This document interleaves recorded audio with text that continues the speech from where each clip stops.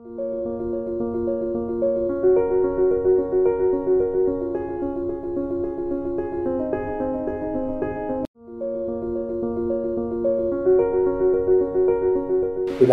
जी के नेतृत्व में जो कई सदियों से आपका हमारा सपना था, चंद्रयान पर पहुंचे कि नहीं पहुंचे, इसके लिए आपको बधाई।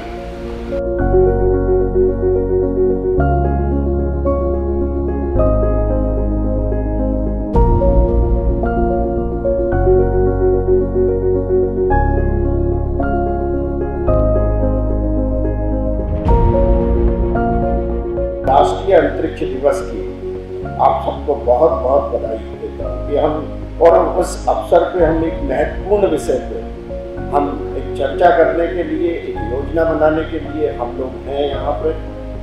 जैसा माननीय मंत्री जी ने बताया कि और हम सबको भली भांति निर्देश है कि राष्ट्रीय अंतरिक्ष दिवस हम क्यों मना रहे हैं।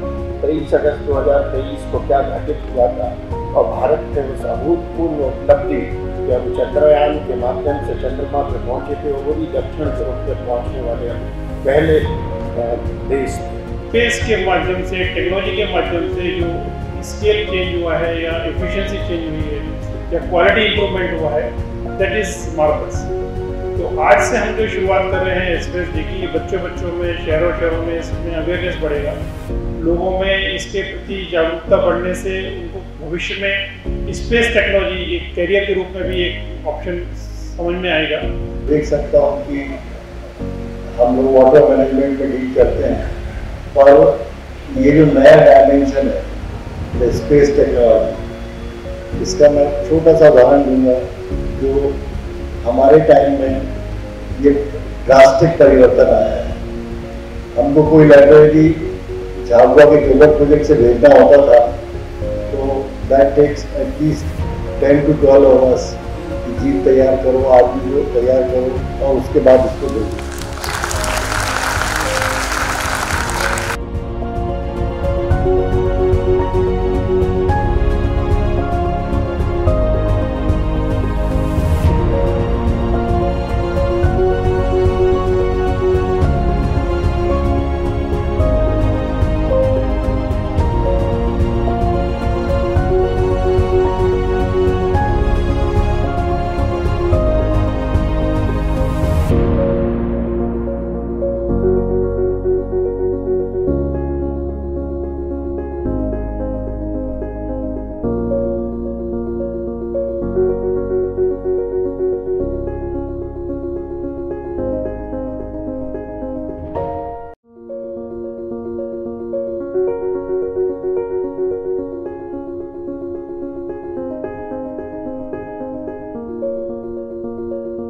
If we talk about the Indian space program, we have to discuss these two great visionaries. First is the Dr. Vikram Sarabhai, who is known as the father of Indian space research program. And once he said that we must be second to none in the applications of advanced technologies. मंत्रालय की जो spheres हैं जहाँ पर हम लोग काम कर रहे हैं, उसके बारे में आपको बताना चाहूँगा। तो सबसे पहले सेंट्रल वाटर कमीशन में जो आज की तारीख में मैं डील कर रहा हूँ, फ्लड फोरकास्टिंग और हाइड्रोलॉजिकल ऑब्जर्वेशन, वहीं से शुरू करता हूँ। Flood forecasting central water commission ने 1958 में शुरू किया था। पहला स्टेशन हमारा था दिल्ली रेलवे ब्रिज, और सारे देश में जितने भी स्टेशंस हैं तभी से हम लोग स्टेशंस बढ़ाते चले आ रहे हैं। और ट्रेडिशनली हम लोग कई सारे स्टेशंस हैं यहाँ पर। जैसा कि आप लोग जानते हैं कि किसी भी इंजीनियरिंग प्रोजेक्ट्स के लिए या मैपिंग के लिए या नेविगेशन के लिए हमको प्रिसाइज पोजीशनिंग की ज़रूरत होती है। बहुत एक्यूरेटली हमको ये जानना ज़रूरी है कि हमारी पोजीशन क्या है।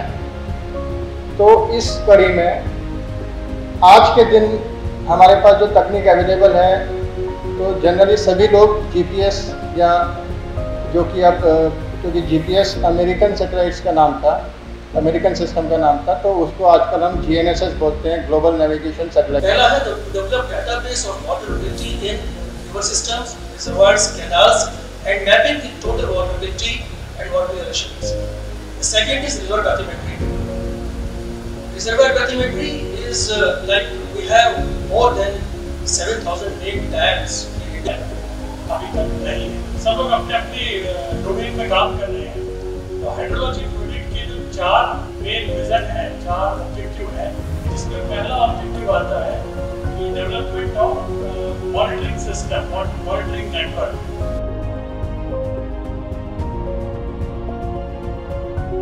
हम पहले एक सुइटेबल साइट देखते हैं, तो उसके लिए हम रिमोट सेंसिंग का पहले सैटेलाइट इमेजरी का हेल्प लेते हैं कि कहाँ पे हमारा लिनियामेंट से, कहाँ पे हमारा जैसे डाइक से, इसी पे आधारित है हमारे रूरल डेवलपमेंट पे। जनरली हमारा जो 68% ऑफ टोटल वर्कफोर्स है ये रूरल इंडिया से है।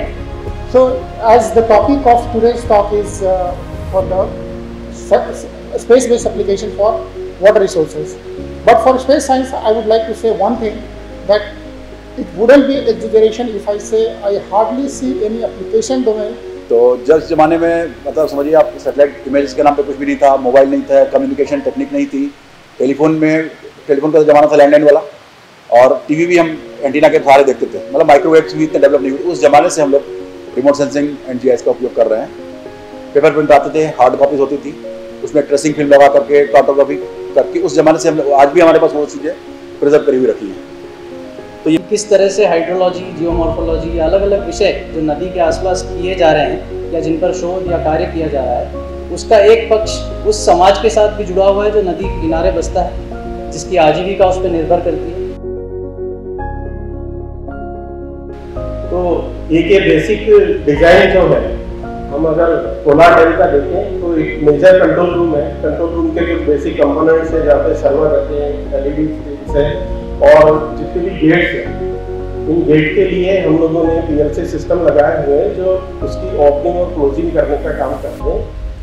यदि हमारे पास कोई इन्फॉर्मेशन अच्छी है, डिटेल में है, तो हमारा जो एक डिज़ाइन इंजीनियर है वो एक रूम में भी बैठ कर इसको विजुलाइज कर सकता है कि हमारा जो प्रोजेक्ट का डेटा है वहाँ पे किस प्रकार का वहाँ पे सोल्यूशन जो है बेस्ट सूट करेगा या ऑप्टिमाइज सूट करेगा।